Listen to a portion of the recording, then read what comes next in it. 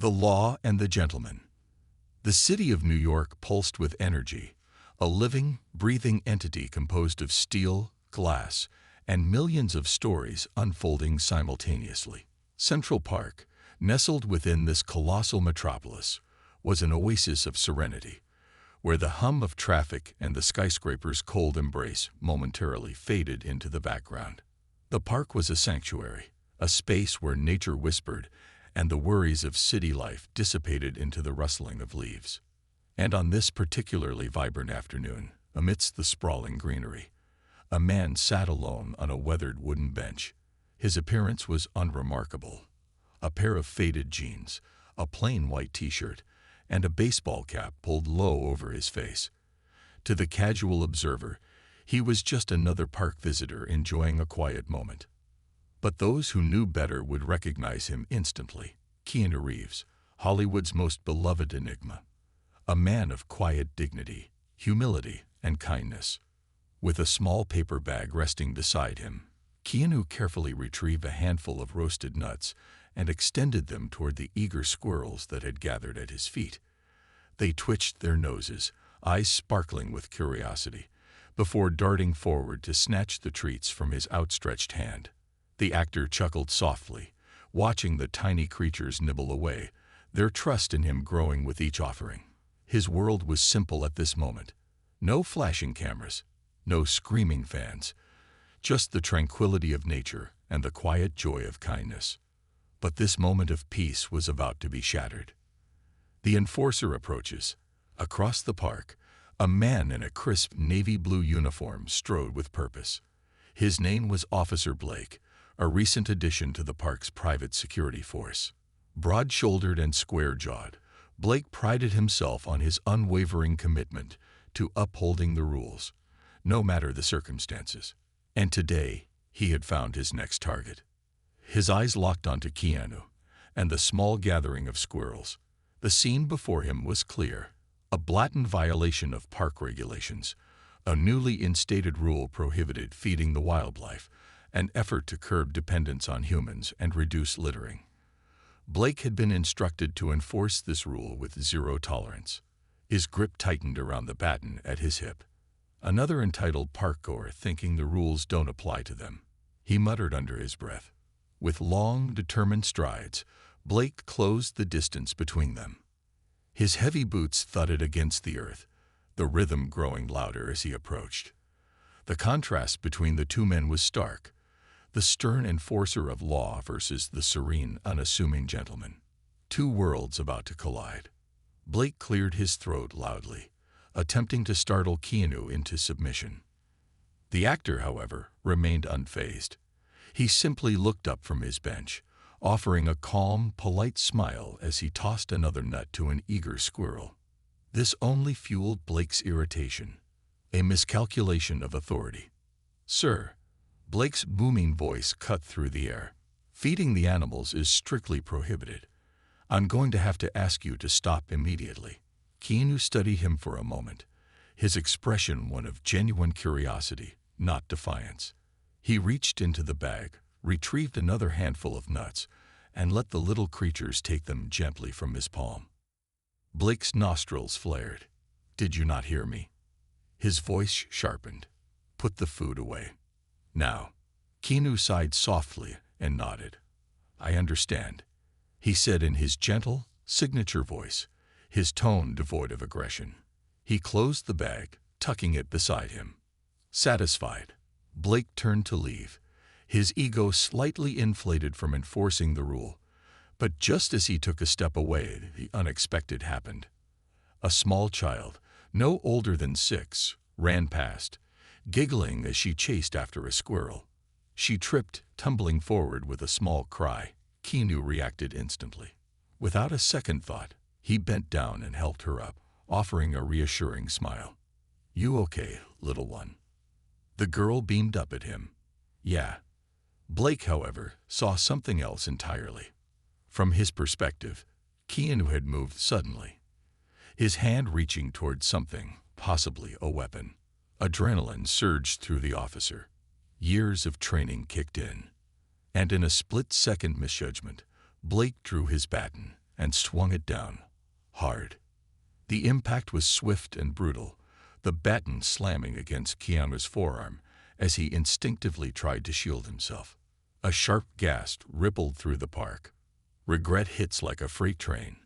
Blake's heart stopped. The moment he realized what he had done, horror clawed at his chest. He had just struck an innocent man, a man who had been helping a child.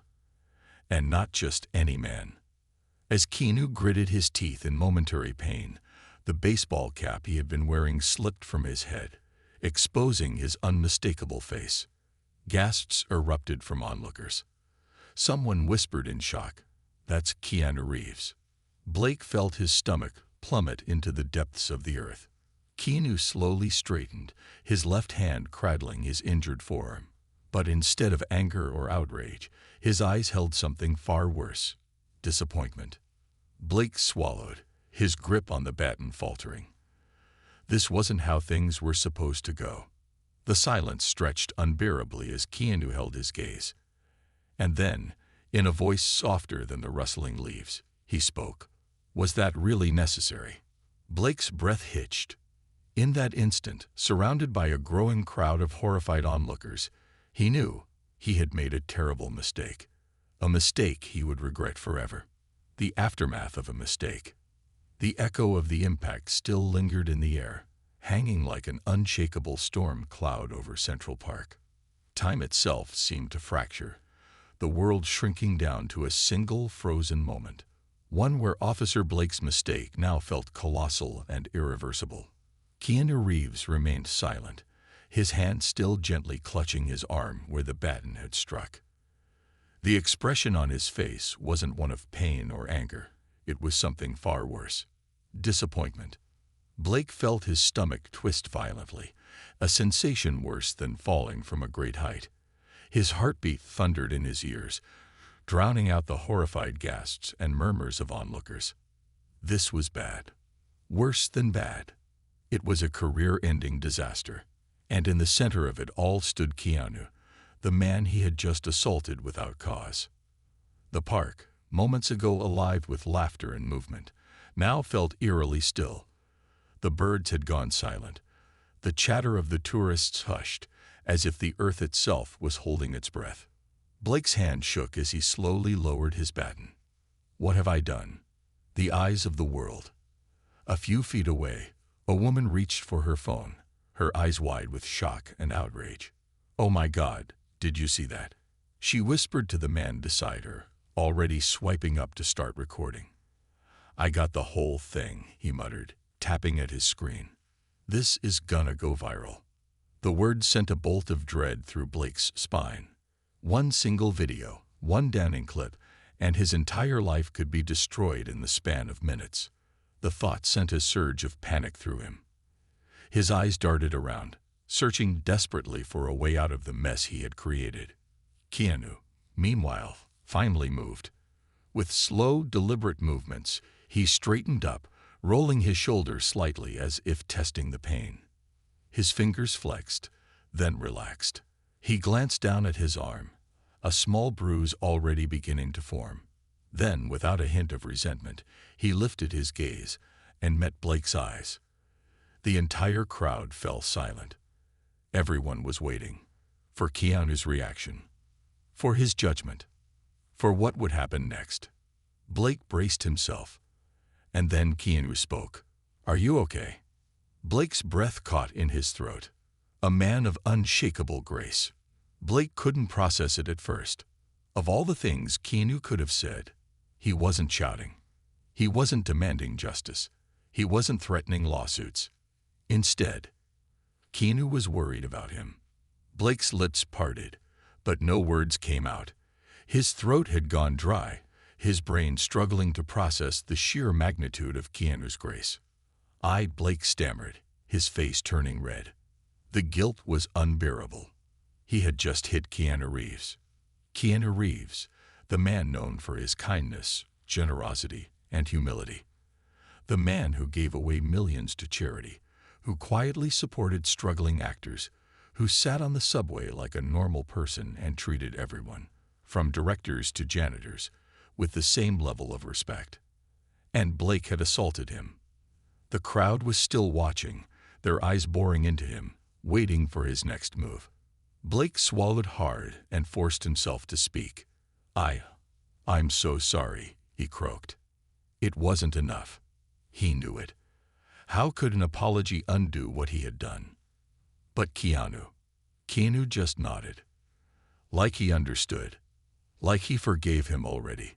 Blake felt a lump rise in his throat. And then, before he could even process what was happening, Keanu stepped forward. He extended a hand. Blake stared at it. For a moment, he hesitated. He didn't deserve Keanu's handshake. He didn't deserve his forgiveness. But Keanu waited patiently. Blake's hand shook as he reached out and took it. As soon as their hands met, the tension broke. The murmurs of the crowd turned from outrage to amazement. Wow, someone whispered. He's unreal, another murmured. Class act. Blake felt an almost overwhelming sense of relief, but it was quickly overshadowed by something even more powerful. Shame. Keanu had given him an out, had given him mercy, and Blake realized then and there he didn't deserve it. The consequences, just as the moment seemed to settle. The sound of sirens echoed in the distance. Blake's heart sank further. His fellow officers had seen the commotion and were on their way. There was no way this was going to be swept under the rug. And worse, what if Keanu changed his mind? What if he pressed charges?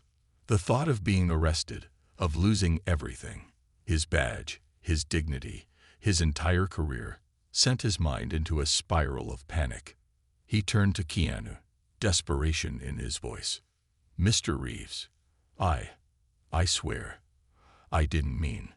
Keanu held up a hand, stopping him gently. You made a mistake, he said simply. No hatred, no bitterness, just truth. Blake's lips trembled. Yeah, he whispered, his voice hollow. I did.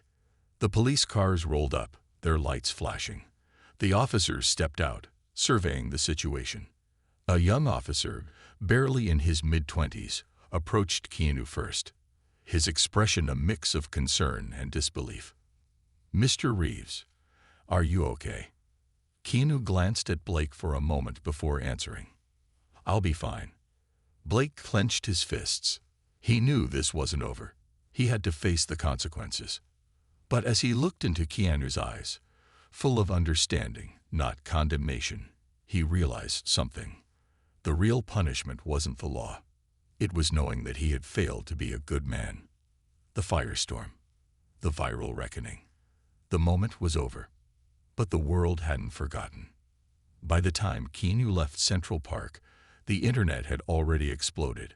The entire incident, Officer Blake's brutal misjudgment, the crack of the baton, Keanu's unshakable grace, had been caught on video from multiple angles. And now, it was everywhere.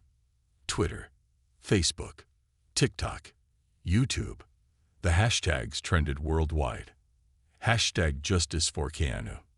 Hashtag Keanu did nothing wrong. Hashtag fiery Officer Blake. Blake had become the most hated man on the internet. And Keanu, his reaction, his unwavering kindness, only made him more beloved than ever. The internet's wrath. By the time Blake made it back to the precinct, his phone wouldn't stop buzzing. Text messages, emails, news alerts, death threats. His own friends and family were texting him. Some in support, others in disgust. He sat in the locker room, staring at his trembling hands. One mistake. That's all it had taken to destroy his life. He was already suspended. The chief had called within minutes of the video going viral. The department was conducting an official review. But Blake knew what that really meant. They were cutting him loose. The mayor had already made a public statement, calling the incident unacceptable. The governor chimed in, stating that officers must be held accountable. And Keanu hadn't said a word. That was the worst part. He hadn't tweeted. He hadn't gone on TV. He hadn't made any demands for justice. It was as if Keanu was giving the world time to decide what to do with him. And the world had spoken. Blake was finished. Meanwhile, in Keanu's apartment, Keanu sat in the dimly lit space, a cup of tea in his hand, staring out the window at the endless New York skyline. The city moved around him, oblivious to his thoughts. His agent had called him 27 times. His publicist was begging him to make a statement. News stations were offering millions for an exclusive interview, but Keanu remained silent. Because, deep down, he knew the truth. Officer Blake wasn't a monster. He was a man who had made a terrible mistake. And now the world wanted to destroy him. Keanu sighed, rubbing his temple. Cancel culture. Public outrage. The hunger for blood. Was this justice? Or was it just vengeance in disguise? A knock on the door. At midnight, as the city lights twinkled against the glass, there was a knock on Keanu's door. A hesitant, uncertain knock. Keanu set his tea down, walked across the apartment, and opened the door. And there, standing in the dim hallway, was Officer Blake. His uniform was gone. His eyes were hollow, red from exhaustion. His entire posture was defeated, like a man waiting to be sentenced. Keanu studied him for a long moment. Blake opened his mouth, but no words came. Then, in a broken whisper, he finally spoke. "I don't know why I came here." Keanu nodded slowly, then stepped aside and let him in. The conversation that changed everything. Blake sat on Keanu's couch, his hands gripping his knees, unable to look him in the eyes. "I'm done," Blake muttered. "The department is suspending me. The media is. They want me gone. My family won't even talk to me. I have people sending me death threats, calling me a racist, a thug, a monster." Keanu sat across from him, listening without judgment. Blake swallowed hard. "I don't even know why I did it," he admitted, his voice cracking. "I just saw movement. I thought, God, I don't know what I thought." Keanu exhaled, setting his tea down. "Fear does that to people," he said simply. "It makes us act before we think." Blake let out a bitter laugh. "I hit Keanu Reeves. Do you even realize how insane that sounds?" He shook his head. "There's no coming back from that." Keanu tilted his head. "Do you want to?" Blake froze. Keanu leaned forward. "Do you want to come back from this, or do you just want it to end?" Blake blinked. He hadn't thought about that. At first, he just wanted to disappear, to run away. But now he realized he didn't just want to survive this. He wanted to make it right. But how? The redemption plan. Keanu sat back, rubbing his chin. "I have an idea," he said. Blake stared at him. Keanu grabbed his phone and texted someone. Blake's phone buzzed a second later. He hesitated, then looked at the screen. It was an address. Blake's brow furrowed. "What is this?" Keanu smiled slightly. "Your second chance." The next day, Blake stood outside a community center, his heart pounding. Keanu had given him an opportunity, but he didn't understand why. Inside, a small group of kids were waiting. At-risk youth, kids who had been failed by the system. And Keanu. He wanted Blake to talk to them. Not as a cop, not as a villain. As a man who made a mistake and wanted to be better. Blake swallowed hard. Then he stepped inside. A new beginning. Over the next few months, Blake did more than just talk. He mentored those kids, listened to them, shared his own failures, his own fears, and taught them what he hadn't learned soon enough. That fear doesn't have to control you. And Keanu made no public statements, no interviews. He simply showed up to help, to listen, to guide. By the time the media moved on, Blake was no longer the most hated man on the internet. Instead, he had found his true calling, not as a cop, but as a man who had learned how to heal. Final scene. A quiet conversation. Months later, Blake and Keanu sat on a park bench. No cameras, no audience, just two men who had come full circle. Blake glanced at Keanu, his heart full of gratitude. "Why did you help me?" he finally asked. Keanu looked at the sky, then smiled. "Because someone once did the same for me." Blake stared. And then, for the first time in a long time, he smiled too. The depths of redemption. A man without a badge. For the first time in 15 years, Blake woke up with nowhere to be. No uniform. No morning briefing. No purpose. He sat at the edge of his bed in his small one-bedroom apartment, staring at the official suspension letter he had received from the department 2 days ago. It was only a matter of time before the final verdict came in, and he already knew what it would be. Termination. Public pressure had grown too intense. The department needed to distance itself. The mayor's office had already released a statement saying they would pursue accountability to the fullest extent. He was done. Not just in the NYPD. In law enforcement anywhere. What the hell do I do now? The thought made his chest tighten, a weight pressing down on him. The only thing keeping him from spiraling completely was the one person who hadn't abandoned him, the man he had wronged. Keanu Reeves. Keanu's offer. Blake had spent weeks following Keanu's unexpected invitation to the community center. At first, he had only shown up because he felt like he owed it to Keanu. But somewhere along the way, it became something more. The kids at the center weren't just faces in a room. They were fighters, just like he had been growing up. Most of them had no parents. Some had seen more violence in their short lives than most officers saw in their entire careers. And somehow, Keanu knew that Blake needed them as much as they needed him.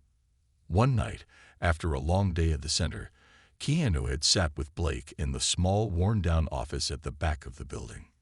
"You don't have to keep doing this," Keanu had said, studying him. "You're not a cop anymore. You don't have to prove anything." Blake had sighed, rubbing his temples. "I know." Keanu leaned forward. "Then why are you still here?" Blake hesitated. He had asked himself the same thing every day. And the answer scared him. Because for the first time, Blake admitted, "I feel like I'm actually doing something that matters." Keanu had smiled, as if he had been waiting for him to say that. "Then stop waiting for permission to do it," he said. And just like that, everything changed. The choice that changed everything. A week later, Keanu made an official offer. Not as charity, not as pity, as a real opportunity. He wanted Blake to run a new program at the community center, one aimed at mentoring young men before they ended up in the system. No badge, no gun, just guidance. Blake had hesitated at first. "I'm not a teacher," he had admitted. Keanu had smirked. "Neither am I." Blake had chuckled. And then, for the first time since the incident in the park, he had felt something he thought he'd lost. Hope. A different kind of justice. Blake's first few months at the center were tough. Many of the kids didn't trust him. Some of them had been harassed by cops before. And now, they were supposed to listen to him. Blake didn't blame them. So he didn't try to be a cop anymore. Instead, he became something else. A mentor. A listener. A man trying to make up for his mistakes. And slowly, the kids started to open up. One night, a 15-year-old named Jamal stayed after class. He had been quiet since the first day Blake met him, always watching, never speaking. That night, as Blake was packing up, Jamal finally asked, "Why do you help us?" Blake turned, "Because I know what happens if no one does." Jamal narrowed his eyes. "Yeah, and what happens?" Blake sighed. He knew the answer too well. You either become the one getting arrested, or the one doing the arresting. Jamal studied him. Then, for the first time, he nodded. The final test. Months passed. Blake was no longer Officer Blake. He was just Blake. And for the first time in his life, that was enough. One evening, as he was closing up, his phone buzzed. An unknown number. He almost ignored it, but something told him to pick up. "Hello." A pause. Then a familiar voice. "Officer Blake." Blake froze. The voice belonged to his former captain. "You might want to turn on the news," the captain said. Blake grabbed the remote and switched on the TV. And there in bold letters across the screen, "Breaking news. Teenager shot by police SPARKs, CITYD priorities." Blake's stomach dropped. And then he saw the name of the victim, Jamal. The moment of truth. Blake's blood ran cold as he read the report. Jamal had been walking home when officers had stopped him for looking suspicious. One thing led to another. And now, he was in the ITU. Blake's hands shook as he grabbed his jacket. Keanu met him at the door. "You don't have to do this," Keanu said softly. Blake clenched his jaw. "Yes, I do. A different kind of fight." The hospital was a war zone. Protesters lined the streets, demanding justice. The media swarmed the entrance. And inside, the air was thick with tension. Blake walked through the halls, his mind racing. He wasn't a cop anymore. He had no badge, no authority. But he had a voice, and he was going to use it. The press conference. The mayor was about to speak. The police chief stood beside him. They were preparing their carefully crafted statements. Then Blake stepped forward. The cameras swiveled toward him. The mayor frowned. "Blake, this isn't." "Let me speak," Blake said. Keanu stood behind him, nodding.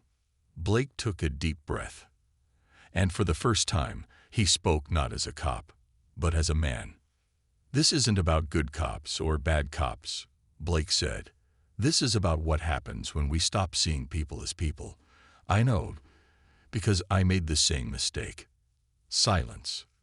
Then, one by one, people listened. And just like that, Blake found his real purpose. The battle for change. A city on the edge.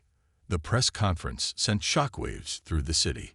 Blake's words spread like wildfire, igniting a conversation that no one could ignore anymore. For some, he was a traitor, a former cop turning against the system. For others, he was a man finally standing on the right side of history. But one thing was certain: Blake had become the face of a battle far bigger than himself. And the fight was just beginning. The streets erupt. Within hours of Blake's speech, the streets of New York were no longer just streets. They were battlegrounds. Protesters held signs and banners, their voices roaring through the city. "Justice for JAMAL. Indi police violence." The was right. On the other side, lines of riot police stood like statues, shields raised, batons clenched. The tension was thick enough to choke on. Blake and Keanu stood on the sidelines, watching the chaos unfold. "This is getting worse," Blake muttered. Keanu nodded. "Because no one's listening," he said. "They're just shouting over each other." Blake clenched his fists. He had spent years on the other side of that line. He had seen these protests turn violent before. And if something wasn't done soon, this would explode into something irreversible. The face of change. Blake took a deep breath. Then he stepped forward. People turned to him, their chants faltering. Blake raised his hands, a universal gesture of peace. "I was part of the problem," he said, his voice strong. "I let fear control me. I let power blind me. And I almost ruined a man's life because of it." The crowd listened. The cameras zoomed in. And Blake knew this was his moment. "But I'm here now. And I'm telling you, this can't just be about anger. It has to be about change. Real change ***. Murmurs rippled through the crowd. Some people nodded. Others weren't convinced. Blake knew one speech wouldn't fix everything. But he also knew it was a start. The push for reform. The next few days were a blur. Blake was everywhere, on the news, at City Hall, meeting with activists and lawmakers. He wasn't just talking. He was fighting. He demanded better police training. He called for accountability. He pushed for laws that protected people, not just institutions. And with Keanu quietly supporting him from the sidelines, the movement gained traction fast. But with momentum came resistance, the death threats. Blake's phone buzzed. Another anonymous message. "Watch your back, traitor." He deleted it. Another one popped up.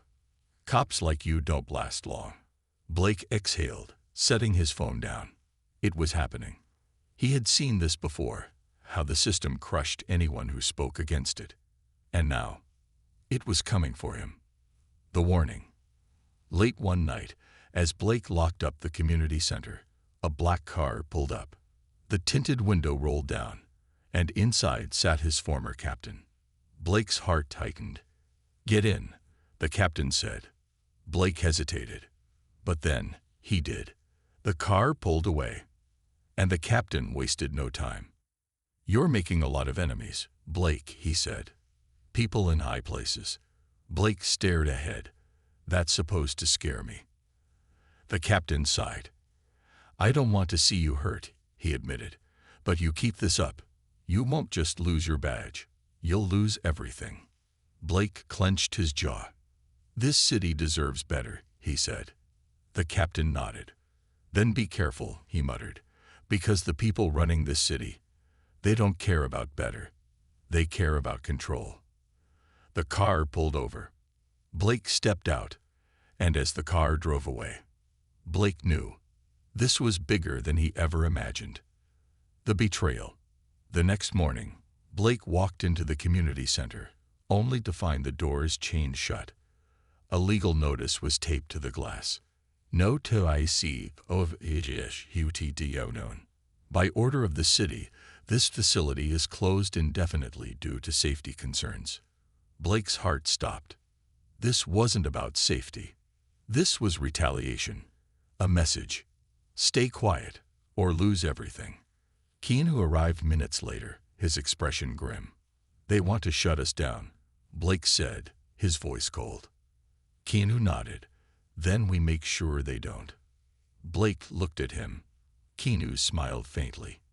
"You didn't think I'd let them win, did you?" "The fight continues."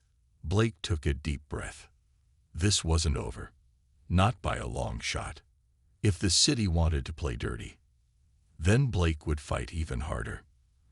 And this time, Keanu Reeves was standing right beside him, unmasking the corruption. The city's dark secret. The chains on the community center doors were more than just metal links. They were a warning. Blake knew it, Keanu knew it, and the people behind them. They wanted one thing, to shut him up. But they had underestimated one thing. Blake had already lost everything. There was nothing left to take. And that made him dangerous. The meeting that changed everything. That night, Keanu and Blake sat in a dimly lit diner, surrounded by the quiet hum of conversations and the distant clatter of plates. Blake ran a hand through his hair. "They didn't just shut us down, Keanu. They sent a message." Keanu leaned forward. "Then we send one back." Blake exhaled. "It's not that simple. This goes deeper than just a few pissed-off politicians." Keanu studied him. "How deep?" Blake hesitated. Then he pulled out his phone and scrolled through a series of emails from an anonymous sender. Keanu scanned them. His eyes darkened. "This is a cover-up." Blake nodded. "And we're about to blow it wide open." The whistleblower. The next day, a new email arrived. From unknown. Suyub GCST. Wo you are no te lovo king nthe right place. Blake clicked it. "Meet me. Tomorrow. Midnight. Pier 17. Alone." Keanu leaned over his shoulder, reading. "This is a setup," he muttered. Blake smirked. "Probably." Keanu didn't laugh. "Then I'm coming with you." Blake shook his head. "No, you're too." "Too what?" Keanu's voice was firm. "Too recognizable." Blake hesitated. Because that was exactly it. Keanu Reeves wasn't just some guy. He was Keanu freaking Reeves. If he was spotted, this would turn into a media circus. But Keanu wasn't backing down. "If you go alone," he said, "you might not come back." Blake exhaled, then nodded. They were in this together. The pier at midnight. The water was calm, the moon casting a pale glow over the empty docks. Blake and Keanu stepped onto Pier 17, their footsteps echoing. Then, movement. A hooded figure emerged from the shadows. Blake's hand instinctively went to his side, only to remember. No gun, no badge, just him and his fists. The figure stopped a few feet away. "You shouldn't have come," they muttered. Keanu tilted his head. "Then why ask us to?" A beat. Then the hooded figure reached into their pocket and pulled out a flash drive. They tossed it to Blake. "You want the truth? Here it is." Blake caught it. "What's on this?" "Everything," the figure said. "Every bribe, every cover-up, every name that wants you dead." Blake's pulse spiked. Before he could ask anything else, the figure turned and vanished into the night. Keanu and Blake exchanged a look. Then, without a word, they hurried back to decode the files. The unraveling. Back at Keanu's penthouse, the flash drive loaded onto the laptop. Lines of data flashed across the screen. Blake leaned in. Then his blood ran cold. Because there, in black and white, was proof of what he had feared the most. This wasn't just about a corrupt precinct. It went higher. City officials bribing police to overlook violent arrests. Judges throwing out cases to protect their donors. A secret fund, millions of dollars, funneled into silencing lawsuits. And at the center of it all, a name that made Blake's stomach drop. His former captain. Keanu saw it too. And for the first time in all of this, he looked genuinely angry. Blake clenched his fists. "This isn't just a fight anymore," he muttered. Keanu nodded. "This is war." The plan. Blake paced the room. Keanu watched. "Go public," Keanu said. "Tonight." Blake stopped. "If we do this the wrong way, they'll bury it. The police, the courts, hell, even the media. These people have money. They have power. They can make us disappear before the first article is even published." Keanu sat back, thoughtful. "Then we don't play by their rules." Blake frowned. "What are you thinking?" Keanu smirked. "Let's make it impossible for them to silence us." The social media trap. Blake had spent years enforcing the law. But Keanu understood the power of people. And in today's world, nothing was stronger than the internet. So they did what no one expected. Instead of going to the media, instead of calling for a press conference, Keanu went live. The broadcast that broke the city. Keanu Reeves sat in front of a simple camera. No Hollywood lighting, no scripts, just the truth. With Blake beside him, he looked into the lens and said, "This isn't about me. This isn't about one bad cop. This is about a system that protects itself at the cost of real people. And today, we're exposing every name behind it." Then Blake spoke. "I was part of the problem, but I refuse to be part of the cover-up. And what you're about to see will change everything." With that, Keanu clicked a button, and the entire flash drive uploaded to the world. In real time, every name, every bribe, every secret, gone. The internet exploded. Politicians scrambled to deny involvement. The mayor went silent. And Blake's former captain, he disappeared overnight. But it was too late. Because now, the world knew the truth. The fallout. Within days, protests erupted nationwide. Investigations were launched. High-ranking officials were forced to resign. And for the first time in his life, Blake wasn't a man running from his past. He was a man standing in the light.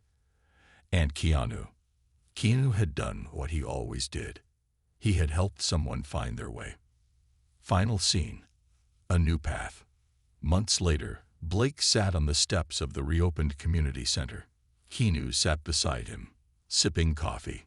The world had changed. Not overnight, Not perfectly, but it had changed. Blake exhaled. So what now? Keanu smirked. You tell me. Blake looked around. At the kids he was mentoring. At the people who now had hope. Then he smiled. I think I'd finally found where I belong.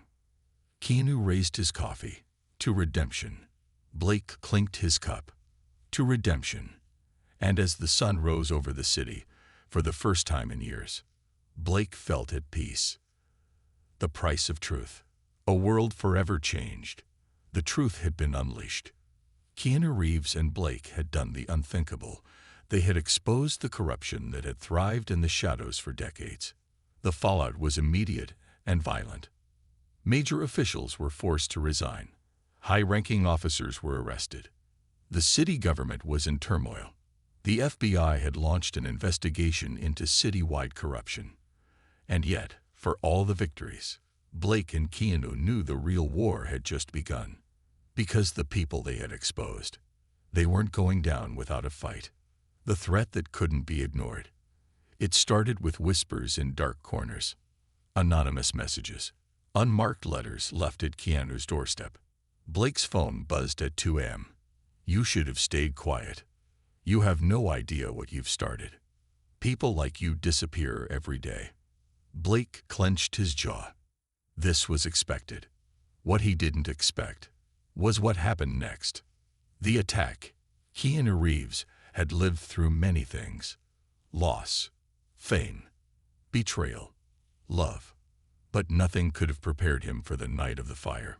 It happened at 3:42 a.m. Blake's phone rang. Not a message. A call. From Keanu. Blake sat up, groggy, rubbing his eyes. Keanu. But there was no voice. Only the sound of crackling flames. Then, in the background, a car speeding away.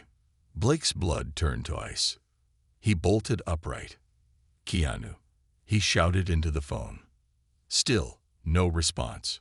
Blake was out the door in seconds. The burning penthouse.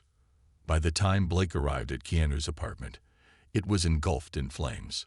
Firefighters swarmed the scene. Civilians stood outside, murmuring, some filming on their phones. Blake pushed through the crowd, ignoring the shouted warnings. Where is he? He yelled. A firefighter grabbed his arm. They pulled him out just before the roof collapsed.